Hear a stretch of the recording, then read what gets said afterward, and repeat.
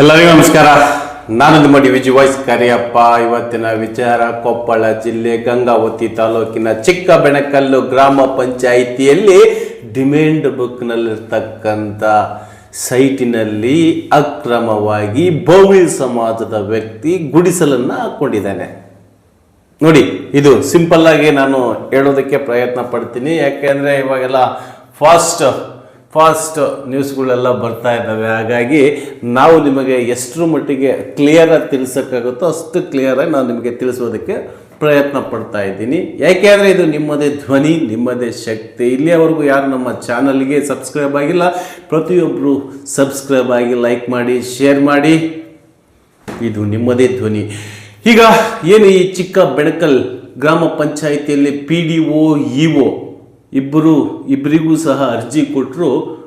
ಆ ಅರ್ಜಿಯಿಂದ ಯಾವುದೇ ಕಾರಣಕ್ಕೂ ಉಪಯೋಗ ಆಗಿಲ್ಲ ಅಂತ ನಮ್ಮ ಮಾದಿಗ ದಂಡೋರ ಸಮಿತಿಯ ಗಂಗಾವತಿ ತಾಲೂಕಿನ ಕಮಿಟಿ ಒಂದು ಅರ್ಜಿಯನ್ನು ಕೊಟ್ಟಿದೆ. ಆ ಅರ್ಜಿಯಲ್ಲಿರ್ತಕ್ಕಂಥದ್ದು, ಡಿಮ್ಯಾಂಡ್ ಬುಕ್ಕಲ್ಲಿರ್ತಕ್ಕಂಥದ್ದು, ಸರ್ವೆ ನಂಬರ್ನಲ್ಲಿರ್ತಕ್ಕಂಥದ್ದು ಎಲ್ಲವೂ ಸಹ ಸರಿ ಇದ್ದರೂ ಸಮೇತ ಆ ಜಾಗದಲ್ಲಿ ಬೇರೆಯವರಿಗೆ ಕಟ್ಟಿಕೊಡೋ ಒಂದು ವ್ಯವಸ್ಥೆನ ಅಥವಾ ಅವ್ರು ಹಾಕ್ಕೊಂಡಿದ್ದಾರೆ ಅದನ್ನು ತೆರವುಗೊಳಿಸೋಂಥ ಕೆಲಸವನ್ನು ಗ್ರಾಮದಲ್ಲಿರ್ತಕ್ಕಂಥ PDOಗಳಾಗಲಿ, ಈಗ ಬಿಡಿ ಇವಾಗೆಲ್ಲ ಮೆಂಬರ್ಗಳದೆಲ್ಲ ಮುಗಿದೋಗಿದೆಯಲ್ಲ, ಇವಾಗ PDO ಹಾಗೂ EOನೇ ಆ ಒಂದು ತಾಲೂಕಿಗೆ ಹೆಡ್ ಆಗಿರ್ತಾರೆ. ಪೂರ್ತಿ ವಿಚಾರ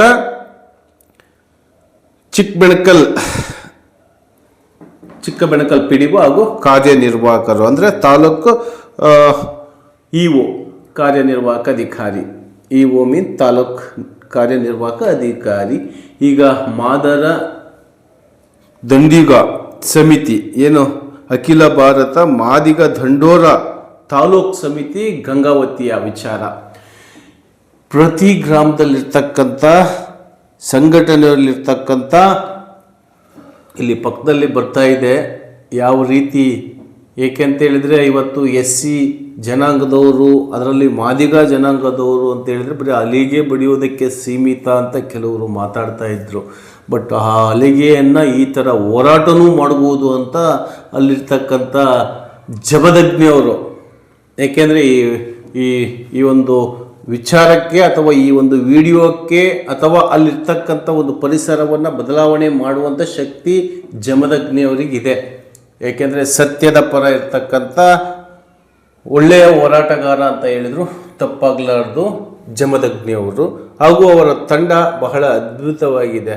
ಏಕೆಂತ ಹೇಳಿದ್ರೆ ನಾನು ಅವರ ಜೊತೆ ಬಹಳ ಸಮಯವನ್ನು ಕಳೆದಿದ್ದೀನಿ. ಆ ವ್ಯಕ್ತಿಯ ಗುಣ ನನಗೆ ಗೊತ್ತಿದೆ. ಹಾಗಾಗಿ ಆ ಒಂದು ಗ್ರಾಮಕ್ಕೆ ಸಂಬಂಧಪಟ್ಟಿರ್ತಕ್ಕಂಥ ಏನು ಚಿಕ್ಕಬೆಣಕಲ್ ಗ್ರಾಮದಲ್ಲಿರ್ತಕ್ಕಂಥ ಜಾಗವನ್ನು ಬಿಡಿಸಿ ಕೊಡುವವರೆಗೂ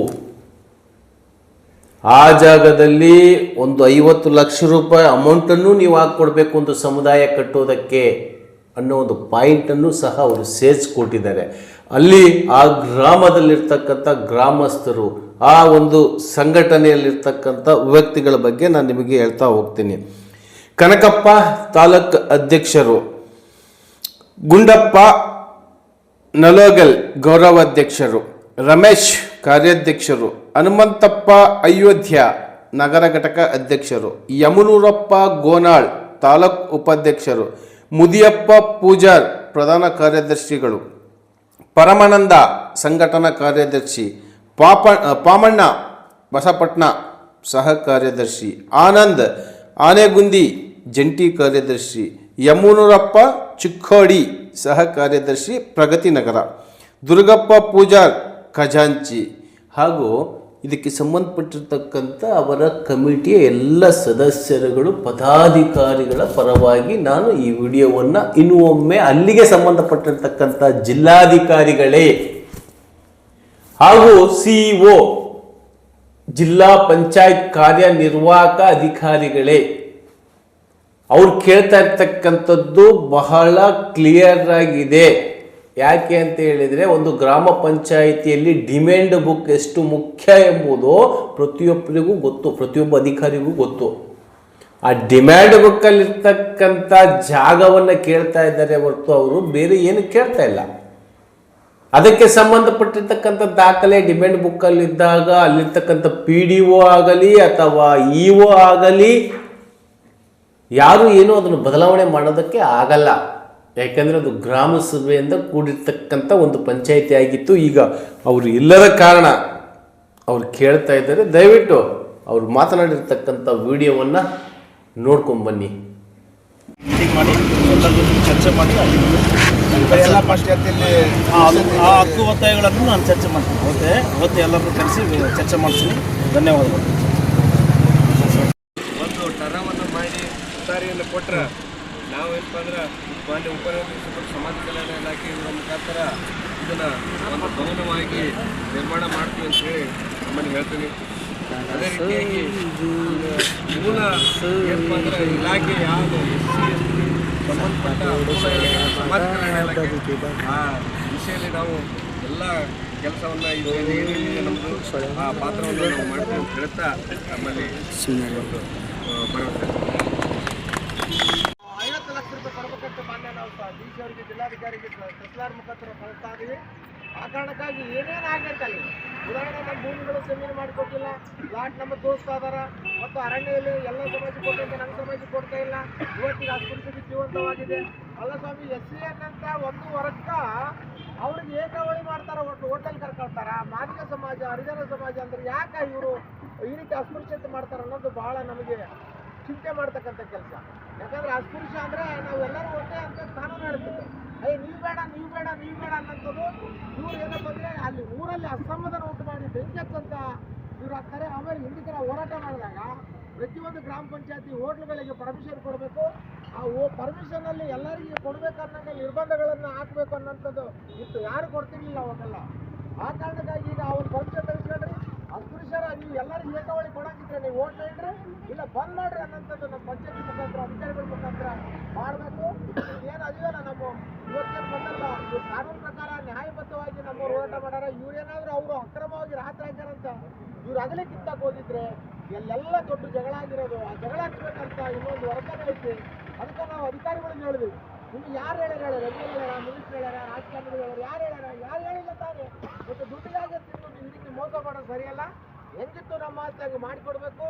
ಇಲ್ಲಾಂದ್ರೆ ಇವ್ರು ಏನಪ್ಪ ಅಂದ್ರೆ ನಮ್ಮ ಹಣವನ್ನು ತಿಂದು ನಮ್ಮ ಆಸ್ತಿಯನ್ನು ಇನ್ನೊಬ್ಬರಿಗೆ ಮಾಡಿಕೊಡ್ತಕ್ಕಂಥ ಯಾರೋ ತಾಲೂಕಾ ವಿಡಿಯೋ ಅಧಿಕಾರಿ, ಡೆವಲಪ್ಮೆಂಟ್ ಅಧಿಕಾರಿ ಮತ್ತು ತಾಲೂಕಾ ಯುವ ಸಾಹೇಬರಿಗೆ ಅಮಾನತುಗೊಳಿಸ್ತಕ್ಕಂಥ ನಾವು ಒತ್ತಾಯ ಮಾಡ್ತೀವಿ. ಯಾಕಂದ್ರೆ ಒಂದು ತಲೆ ಸಣ್ಣದಾಗಿರ್ತಕ್ಕಂಥ ಅಧಿಕಾರಿಗಳು ಅವತ್ತೇ ಸರಿಪಡಿಸಿಬಿಟ್ರೆ ದೊಡ್ಡದಾಗಿ ಇವತ್ತು ಧರಣಿ ಕುಂದಿರೋದು, ಈ ಊರಿನ ಮರದಿ, ಈ ಊರಿನ ಮಾನ ಹಾಕಂತ ಹರಜಾಗ್ತಕ್ಕಂಥ ಕೆಲಸ ಇಲ್ಲ. ಅದಕ್ಕಾಗಿ ಅಂಥವು ಸಣ್ಣದಾಗಿದ್ದಾಗ ಅಲ್ಲಿಂದ ಅಧಿಕಾರಿಗಳು ಸರಿಪಡಿಸ್ಬೇಕು.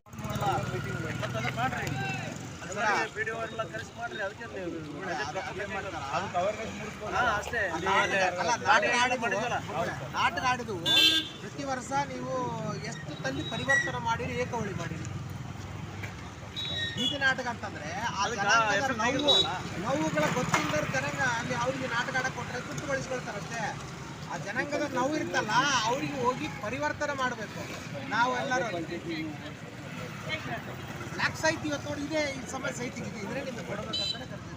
ಈಗ ಬೋರ್ಡ್ ಬರ್ಸಿಬಿಡ್ತೀರಿ, ಬೋರ್ಡ್ ಯಾರು ಬರಲ್ಲ.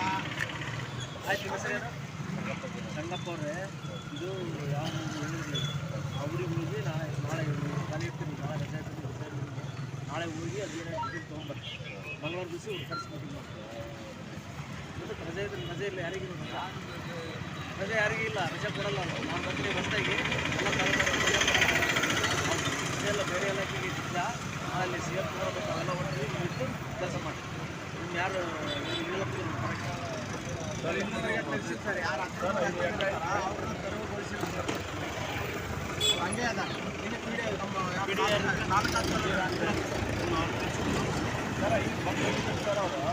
ಅದರಲ್ಲಿ ಫಸ್ಟು ನೀರನ್ನು ಪ್ರತ್ಯೇಕ ಇರ್ತಾರೆ, ಅದರ ಮೂಲಕ ನಮ್ಮ ಸಮಾಜ ತಿಳಿಸ್ತಾರೆ. ಆಮೇಲೆ ಇವ್ರೇನು ಮಾಡಿರಿ, ಅವರು ಒತ್ತಡದಿಂದ ಅವರು ದೇವಮ್ಮ ಗಂಧ ರಮೇಶ್ ಗೋವಿಂದ ಮತ್ತೆ ಏನು ಎಂಟ್ರಿ ಮಾಡಿ ಸಿಂಗಣ್ಣ ಮತ್ತು ನಮ್ಮವ್ರು ಒತ್ತಡ ಮಾಡಿದ ಮೇಲೆ ನೀರಿನ ಪ್ರತ್ಯೇಕ ಮಾಡಿ ಹಾಕ್ತಾರೆ. ಯಾರು ಒತ್ತಡ ಮಾಡ್ತಾರೋ ಅವ್ರಿಗೆ ಫ್ರೀ ಆಗುತ್ತೆ.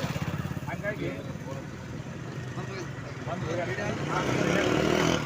ನಮ್ಗೇನಂತಾರ ಈಗ ನೀರಿನ ಪ್ರತ್ಯೇಕ ಮತ್ತೆ ಜನವರಿಗೆ ಸಿಗ್ಗಿರ್ತಾರೆ. ಅದನ್ನು ರೌಂಡ್ ಅಪ್ ಮಾಡಿ ಕಳಿಸಿ ಅಡುಗೆ ಮಾಡಿ ಸಮಾಜಕ್ಕೆ ಸೇರಿದ ಒಂದು ನಿವೇಶನ ಇದು ಅಂಬೇಡ್ಕರ್ ಭವನಕ್ಕಾಗಿ ಮೀಸಲಿಟ್ಟ ಜಾಗ ಅಂತ ನಮ್ಗೆ ಸೇರಿಸಿ ಒಂದು ನಮಗೆ ಕೊಡಬೇಕು.